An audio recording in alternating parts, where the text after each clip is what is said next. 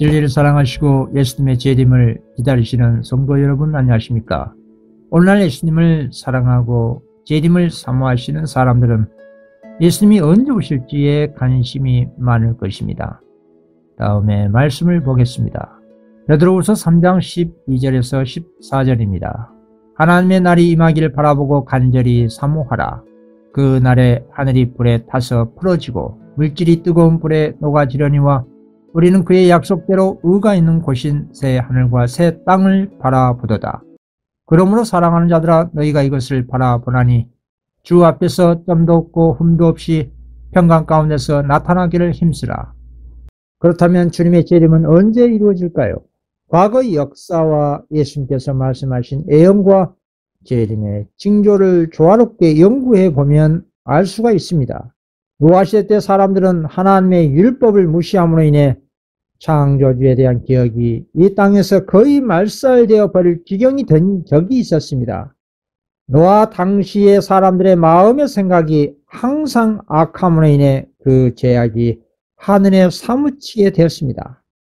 그럼에도 불구하고 자비하신 주님께서는 노아 당시 사람들에게 120년이라는 회개의 시간을 주셨습니다. 그러나 그 당시 사람들은 주님의 자비와 은혜의 시간을 감사와 회개보다는 더 악을 행사함으로 악용했습니다. 그리고 때가 참에 홍수로 완전히 망하고 말았습니다. 그렇습니다. 오늘 말세에도 노아 시대처럼 세상의 모든 사람들의 마음의 생각이 항상 악하게 되었습니다. 특히 교회가 앞장서서 주님의 십계명 율법을 무시하고 창조주에 대한 기억이 교회에서부터 사라질 정도로 심각한 타락의 절정의 상태가 될 때가 올 것입니다. 그때가 언제일까요? 시편 119편 126절입니다.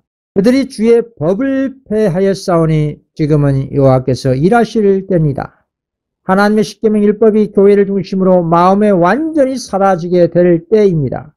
성경 예언대로 하나님의 십계명 율법인 안식일을 교회가 국가와 연합하여 병제시켜 불순종과 불법을 행사할 때 우리 주님의 재림이 임박했다는 것을 확신할 수가 있습니다. 이렇게 교회가 이교 정치 세력과 연합해 주님의 계명인 제7일을 폐지하고 인간의 계명인 1월 법령을 조정하여 인간의 양심을 억압하고 계명을 지키는 주님의 자녀들을 핍박하면 그때가 곧 주님의 재림이 임박했다는 가장 결정적인 징조가 되는 것입니다. 그리고 그와 같은 환난과 시련이 우리 주님의 자녀들에게 허락된 것은 주님께서는 우리가 세속적이고 이기심과 조급함과 비그리스도적 품성에서 깨끗함을 받도록 하기 위하여 시련을 마지막으로 허락하신 것입니다. 그 짐승의 표 환난의 물결이 당신의 자녀들에게 덮치도록 허락하신다는 것은 우리로 하여금 예수 그리스도를 더욱더 알게 하시기 위함입니다. 그래서 그 마지막 짐승의 표 시험을 통해 더욱 순결하고 더욱 거룩하고 더욱 기쁨을 누리게 하시기 위한 하나님의 특별한 섭니다. 이 말입니다. 베드로전서 4장 12, 13절 사랑하는 자들아 너희를 연단하려고 오는 불시험을 이상한 일을 당하는 같이 이상히 여기지 말고 오히려 너희가 그리스도의 고난에 참여하는 것으로 즐거워하라. 이는 그의 영광을 나타내실 때에 너희로 즐거워하고 기뻐하게 하려 함이라. 우리는 시련의 풀무에 들어갈 때에 이기심으로 어두워진 심령을 가지고 들어가는 때가 종종 있을 것입니다. 그러나 우리가 그 어려운 시험과 시련을 참고 견디고 나올 때에는 티끌 만한 이기심도 완전히 사라지고 오직 정금과 같은 신의 성품으로 반사하게 될 것입니다.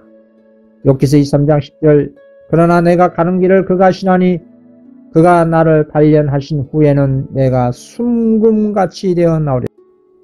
환난을 당하게 하는 하나님의 목적이 성취되는 때에 주님께서는 시편 37편 6절 너를 빛같이 나타내시며 너의 공의를 정오의 빛같이 하시로다 라고 하신 말씀이 온전히 성취되는 것입니다. 오늘 말씀에 우리는 죄악으로 인해 과거 노아의 때 롯의 때보다 더 심각한 큰 위기가 박두하고 있다는 것을 애언과 세상의 상태를 통해 알 수가 있을 것입니다. 하나님의 율법을 무시한 일이 미국 중심으로 전 세계적으로 짐승이표 즉 1월 법령이 제정되어 파급되고 당신의 백성들이 압제와 고통을 받을 때에 주님께서는 친히 간섭하실 결정적인 때가 되는 것입니다. 그리고 이 짐승표 시험의 장에 임하게 될 때에 주님께서는 당신의 자녀들에게 다음의 말씀으로 이루하십니다. 이사야 26장 20절 21절입니다. 내 백성아 갈지어다 내 멸실에 들어가서 내 문을 닫고 분노가 지나가기까지 잠깐 숨을지어다. 보라 여호와께서 그의 처소에서 나오사 땅의 거민의 죄악을 벌하실 것이라. 땅이 그 위에 잦았던 피를 드러내고 그 살해 당한 자를 다시는 덮지 아니하리라. 하나님께서 회개하지 않은 모든 사람들과 그 죄를 분명하게 심판하실 것입니다. 오늘날 은혜의 조사 심판 시대에 악인들의 거짓 참소로 신실한 사람들을 억울하게 누명 씌워 핍박과 사형을 처할 수도 있을 것입니다. 그러나 그 악인들은 주님의 백성이 받은 모든 고통과 모든 눈물에 대해 책에 기록된 대로 책임을 지게 될 것입니다. 그리고 하나님께서는 악인들의 죄에 대해 갑절이나 복수하실 것입니다. 로마서 12장 19절 내 사랑하는 자들아 너희가 친히 언수를 갚지 말고 하나님의 진노하심에 맡기라. 기록됐을 때 언수 갚는 것이 내게 있으니 내가 갚으리라. 주께서 말씀하시리라. 그리고 하나님 율법을 유린하고 배도한 교회의 상징인 바벨론에 대해 하나님께서 당신의 심판의 책임을 맡은 자들에게 이렇게 명령하셨습니다. 계시록 18장 5절 6절입니다. 그 죄는 하늘에 사무쳤으며 하나님은 그의 불의한 일을 기억하신지라. 그가 준 그대로 그에게 주고 그의 행위대로 갑절을 갚아주고 그의 섞은 잔에도 갑절이나 섞어 그에게 주라 라고 말씀하셨습니다. 누가 이 같은 심판을 하게 되는 것일까요? 바로 예수 그리스도이십니다. 그래서 주님께서 지금 하늘 지성소에서 조사 심판을 하고 계신 것입니다. 다니엘 7장 13절 인자 같은 이가 하늘 구름을 타고 와서 옛적부터 항상 계신 자에게 나와 그 앞에 인도되매 이 말씀 그리스도께서는 중재자로서 일을 마치실 때에 당신께 해당되는 통치권과 영광과 나라를 받기에 옛적부터 항상 계신 우리 하늘 아버지께 나오신다는 말씀입니다. 이와 같은 동일한 장면의 계시의 장면이 다니엘서 8장 14절에 기록된 바와 같이 그리스도께서 우리의 대제사장으로서 성소를 정결케 하기에 지성소에 들어가시는 것과 또 말라기에 예언한 것처럼 주님께서 호련히 그 전에 임하시는 것과 그리고 그리스도께서 마태복음 25장 열전에 비유해서 직접 말씀하신 것처럼 모두 우리 주님께서 2300주야 끝인 1844년에 하늘 지성소에 입소하셔서 마지막 중보사업인 성소 정결과 조사 심판을 하신다는 그런 말씀입니다. 1844년 2300주야 끝날 때에 우리의 크신 대제사장 그리스도께서는 하늘 천사의 호의를 받으시면서 지성소에 들어가셔서 조사 심판을 행하시고 은혜를 받을 자격이 있는 모든 사람을 속죄하시고자 하나님 앞에 나타나신 것입니다.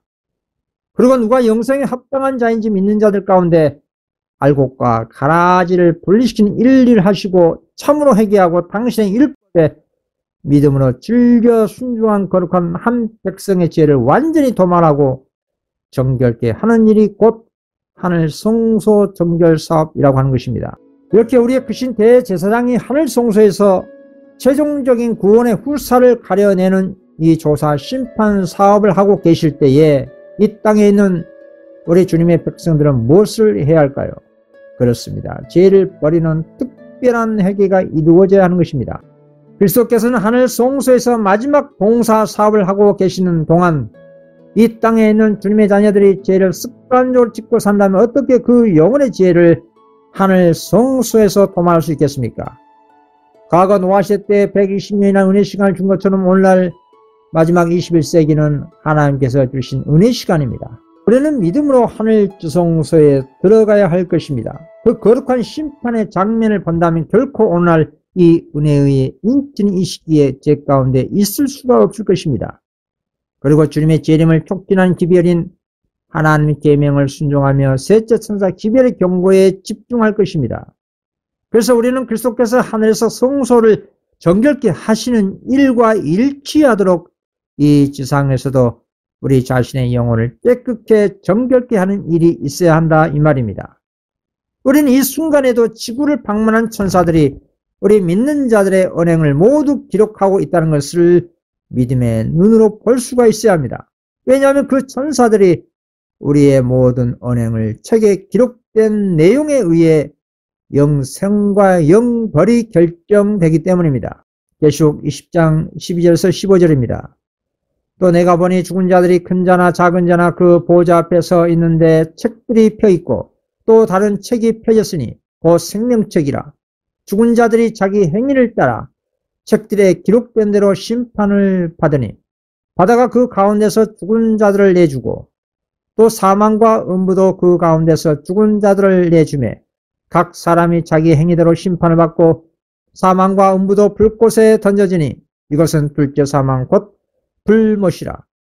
누구든지 생명책에 기록되지 못한 자는 불못에 던져지더라. 또 한편으로는 우리가 하는 모든 주님의 복음 사업에 하늘 천사들이 우리와 협력하고 돌봐주고 있다는 생각을 갖는 것은 대단히 행복한 일일 것입니다. 주님의 천사들은 이 땅에 있는 주님의 온유하고 겸손한 자들을 수종들게 하셨습니다. 천천만만이나 되는 힘이 강한 그룹과 스락과 천사들이 하나님의 부리는 영으로서 구원 얻을 후사들을 위해 섬기라고 보내심을 받아 성도의 편에 있는 것입니다. 이런 천사들은 사람들의 말과 행실을 정확하게 기록하고 있습니다. 하나님의 백성에 대한 잔인하고 불의한 모든 행동들과 사단의 세력을 가지고 하나님의 백성을 괴롭히고 고통스럽게 한 모든 일들이 상세하게 천사들이 기록하고 있는 것입니다. 특히 재림 직전에 있을 오늘날 마지막 때에 형평과 주님을 따르는 자들의 겪어야 할 위기에 대해 예수님께서 비유로서 이렇게 말씀하셨습니다. 누가복음 18장을 보시면 어떤 도시에 하나님을 두려워 아니하고 사람을 무시하는 한 재판관이 있었습니다. 불의한 이 법관은 의에 대한 전혀 관심이 없었을 뿐 아니라 다른 사람이 당하는 고통에 대해서도 눈꽃만큼 동정심도 없었습니다. 그건 어떤 과부가 자신의 원한을 풀어달라고 애절하게 호소했지만 번번이 거절당하고 재판장에서 쫓겨났습니다. 그리고 얼마 후 재판관은 그 과부의 억울한 사정을 듣지 아니하다가 후에 그 과부의 민원을 해결해 주었습니다. 그 이유는 그 과부를 불쌍히 여기거나 정의를 내세우기 위해서가 아니었습니다. 그 과부가 날마다 찾아와 자신을 성가시게 하기 때문에 귀찮아서 해결해 준 것이었습니다. 주님께서 말씀하시기를 그 불의한 재판관과 하나님을 대조하면서 하나님께서는 그 반납 부르짖는 택하신 자들의 언안을 풀어주지 아니하시겠냐, 속히 그 언안을 풀어주시라고 하신 것입니다. 그리고 이 비유를 마치면서 인자가 올 때에 세상에서 믿음을 보겠느냐라고 하셨습니다. 왜 이 말씀으로 마무리를 하셨을까요? 그 과부와 같은 열성적인 주님의 자녀들이 그만큼 오빌의 금보다 희소하다는 것을 말씀하신 것입니다. 그 불의한 재판관은 귀찮아서 민원인의 민원을 해결해 주었지만 죄의 문제와 관련된 영적인 문제에 있어서 우리 주님께서는 간절히 기도하는 그 영혼의 호소를 신속하게 해결해 주십니다. 우리는 주님께서 회개한 영혼에게 베푸신 그 죄의 용서를 의심 없이 믿어야 할 것입니다. 그러나 참으로 그 과부처럼 우리 예수님의 재림을 간절히 원하는 믿음의 기도와 거룩한 주님의 백성이 이 세상에 얼마나 되겠습니까? 오늘날 우리가 간절히 그 과부와 같이 내 원수에 대한 나의 원한을 풀어주소서라는 이 기도는 과연 어떤 기도여야 하는 것일까요? 하나님의 백성에 대한 원수는 인간이 아니라 사사로운 것이 아니라 사단과 세상과 나의 죄에 대한 것이 성도의 궁극적인 원수인 것입니다. 에베소서 6장 12절입니다. 우리의 씨름은 혈과 육을 상대하는 것이 아니요 통치자들과 권세들과 이 어둠의 세상 주관자들과 하늘에 있는 악의 영들을 상대함이라. 성도의 원수에 대한 복수는 우리 예수님이 속히 오심으로 완전히 해결될 것입니다. 이 죄악의 세상이 지속될수록 우리는 원수의 대적이 되는 것입니다. 더욱 사단과 세상과 죄에 대한 공격을 받을 수밖에 없습니다. 유혹을 받을 수밖에 없습니다. 또한 수많은 재난과 질병과 전쟁과 사회 혼란으로 인해 고통을 받을 수밖에 없습니다. 그리고 더 큰 고통은 누가 받을까요? 하늘의 모든 지적 존재자들과 우리 하나님께서 더 큰 고통을 받는 것입니다. 누구 때문에? 우리들의 죄로 인해서 그렇습니다. 이 모든 죄된 상태를 해결할 수 있는 유일한 방법은 오직 예수 재림뿐입니다. 성도의 원수는 죄의 창시자인 사단입니다. 사단에 대한 원한은 우리 예수님이 속히 오심으로 완전히 영원히 해결된다는 것입니다. 그래서 우리는 날마다 우리 예수님의 재림을 간절히 바라고 그 재림을 촉진하는 재림 운동을 해야 하는 것입니다. 우리가 간절히 날마다 재림을 위한 기도를 하고 그 기도에 합당한 거룩한 생활과 재림을 촉진하는 짐승이 표를 말라 세상과 타락한 모든 교회에서 나오라는 이 셋째 천사의 경고의 기별을 외쳐야 하는 것입니다. 사단에게 할당된 지구 통치 6천년 활동 기간은 이미 2000년에 끝났습니다. 그래서 하나님의 임침이 오늘날 21세기 은혜 시기에 끝나기 때문에 사단은 더 분노하고 택하신 주의 백성들을 공격하는 것입니다. 계시록 12장 12절입니다. 그러므로 하늘과 그 가운데 거하는 자들은 즐거워하라. 그러나 땅과 바다는 화했을진저 이는 마귀가 자기의 때가 얼마 남지 않은 줄 알므로 크게 분내어 너희에게 내려갔음이라 하더라. 사단이 어떻게 공격하는 것일까요? 말세의 라오디게아 교회의 영적 상태를 보면 알 수가 있습니다. 또한 말세의 교회들에게 그리스도가 문 밖에 있는 이유가 무엇일까요? 그리고 왜 뜨뜻미지근한 상태가 된 이유가 무엇일까요? 그것은 세상도 사랑하고 하늘도 사랑하는 두 마음 때문입니다. 야고보서 1장 8절 두 마음을 품어 모든 일에 정함이 없는 자로다. 우리 마음에 둘로 갈라져 두 마음을 품고 두 주인을 섬기기 때문입니다. 마태복음 6장 24절 한 사람이 두 주인을 섬기지 못할 것이니 혹 이를 미워하고 저를 사랑하고 혹 이를 중히 여기고 저를 경히 여김이라. 너희가 하나님과 재물을 겸하여 섬기지 못하니라. 이처럼 두 마음을 품은 라오디게아 교회들의 살 길은 오직 하나님을 가까이 하고 마음을 성결케 해야 할 것입니다. 야고보서 4장 8절 하나님을 가까이 하라. 그리하면 너희를 가까이 하시리라. 죄인들아 손을 깨끗이 하라. 두 마음을 품은 자들아 마음을 성결하게 하라. 사단이 세상의 멸망의 종점으로 향할수록 교회와 사람들을 세상에 대한 사랑과 만물로 유혹하는 것입니다. 사단이 우리 예수님을 천하 만국의 영광을 보여줌으로 인해 자신에게 경배하면 그 세상의 모든 것을 주겠다고 유혹한 것처럼 오늘날 수많은 교회와 교인들이 사단의 이러한 유혹으로 굴복하고 죄를 짓게 되는 것입니다. 이와 같이 두 마음을 품고 신앙을 하고 있는지 우리 자신을 면밀하게 객관적으로 조사 심판해 보아야 할 것입니다. 이 같은 사단의 미혹을 우리가 믿음으로 이길 수 있는 유일한 방법은 과부가 불의한 재판관에게 날마다 호소한 것처럼 주님의 백성들도 날마다 밤낮으로 우리의 원수인 사단과 우리 자신의 죄를 증오하고 주님께 복수해달라고 호소해야 하는 것입니다. 우리의 원수는 혈육이 아니라 사단과 죄입니다. 세상과 사단과 우리 자신의 죄를 이기는 자만이 하나님의 인침을 받는 것입니다. 우리가 과부처럼 끈질기게 하나님께 호소하지 않는다면 우리는 불에서 꺼낸 거슬린 나무로서 영원히 버림을 당하게 될 수밖에 없습니다. 사단은 끊임없이 밤낮으로 하나님 계명을 지키며 예수의 증거를 가진 백성을 참수합니다. 우리가 사단의 참소를 직접적으로 이길 수 있는 방법은 없습니다. 그러나 우리의 중보자요 대변자이신 예수님이 회개한 당신의 자녀들을 대신해서 사단의 참소를 막아 적극 옹호해 주실 수가 있는 것입니다. 자신의 몸과 마음과 애정과 의지를 온전히 하나님께 맡기는 그런 사람은 단 한 사람도 버림당하지 않고 다음에 약속의 말씀이 성취되는 것을 볼 수가 있을 것입니다. 스가랴 3장 4절입니다. 여호와께서 자기 앞에 선 자들에게 명령하사 그 더러운 옷을 벗기라 하시고 또 여호수아에게 이르시되 내가 내 죄악을 제거하여 버렸으니 내게 아름다운 옷을 입히라 하시기로 주님께서는 회개한 당신의 자녀의 그 죄악의 옷을 벗기고 당신의 흠과 점 없는 의의 품성의 옷을 성도에게 비시고 정결한 간을 그의 머리에 씌우신 것입니다. 스가랴 3장 5절입니다.